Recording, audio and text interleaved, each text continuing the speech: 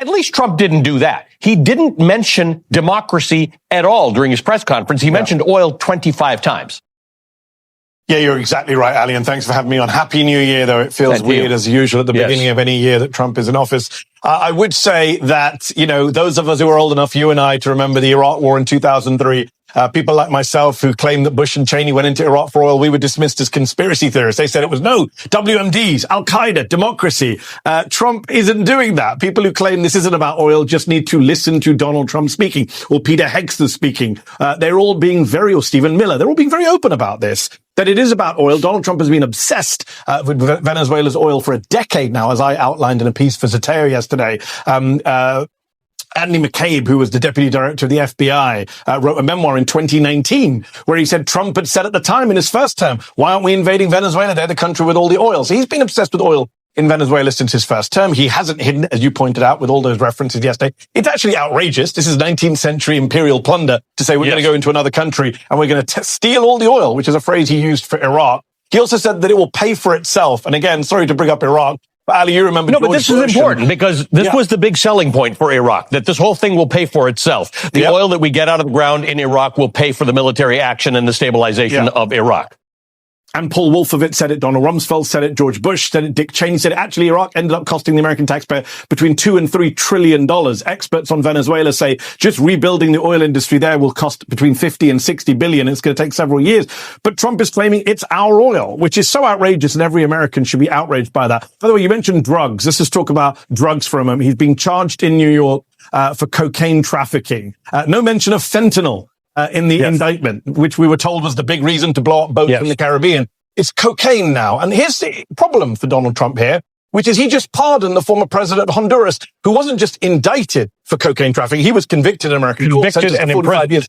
In prison for 45 years, and Donald Trump just a few months ago pardoned the former president of Honduras, who trafficked 400 tons of cocaine into the U.S. So this idea that it's about cocaine is also absurd. And I would also point out, for those of you who haven't read the indictment, Nicolas Maduro is also being charged with machine gun possession, which I find hilarious from a Republican administration that is obsessed with allowing weapons of war on our streets. Apparently, you can't have guns. You have to have guns in America, but a foreign leader has to abide by some 1934 American Firearms Act. Bizarre. So I want to put up a chart that you had a version of talking about how much oil Venezuela has. It's actually got the world's largest reserves of oil in billions of barrels, 303 billion barrels. Just to compare, Saudi Arabia has 267, Iran has 209, Iraq has 145 billion barrels, America has 45 billion barrels. This is oil reserves. This is not readily available necessarily, but it's the oil available. This is important because the vice president, who is now apparently the acting president of Venezuela, has said we will be no one's colony. This chart is the history of American colonialism or British colonialism, right? It's that countries have resources. We don't really care about the status of your government or your good governance or democracy or freedom or liberty. We care about your stuff.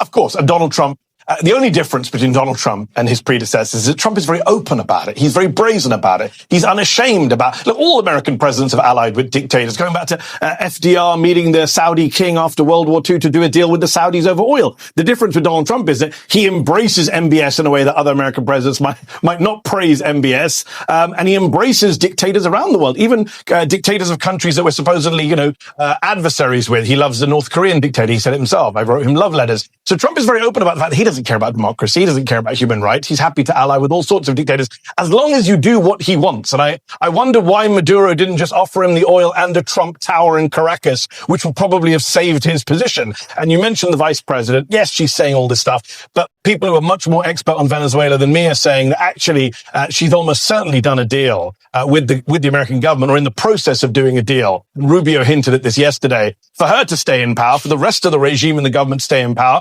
because they haven't come out and said the entire government should go. They haven't got everyone else who's accused of drug trafficking in the Venezuelan government. And by the way, Donald Trump has thrown Mariana Machado, the Nobel Peace Prize winning Venezuelan opposition. I want to underscore that. She won the Nobel. The opposition is largely coalesced around her. Opposition is a tricky term in Venezuela because it's not a monolith, but they've largely coalesced around her. One would have thought that he would say, and we have this woman waiting in the wings and she's ready to take over. He basically threw her under the bus during the press conference yesterday in favor of the sitting vice president of Venezuela.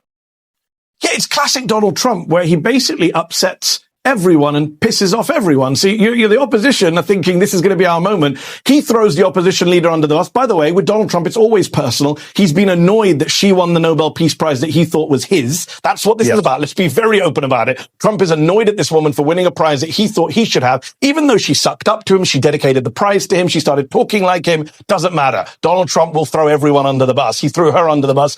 So he's got rid of Maduro. He's upset the global South, a lot of the developing world, a lot of those of us who believe in international law and, national sovereignty. And at the same time, he hasn't appeased or made the Venezuelan opposition abroad happy because he hasn't put their people in power either. So he's just done what the oil companies want. Let's be honest. He promised American oil companies a lot of money if they voted for him, if they endorsed him, if they donated to him during the campaign. And this is a reward. And I think more Democrats, more people should be pointing out this oil argument is not some conspiracy theory. It's happening in plain sight. And I noticed someone like James Tallarico, who's running for the Senate in Texas, made this argument very eloquently on social media yesterday. I think more Democrats need to be pointing this brazen corruption out. Americans don't want our military and our government to go to war in general. They certainly don't want to go to war for some 19th century imperialist project.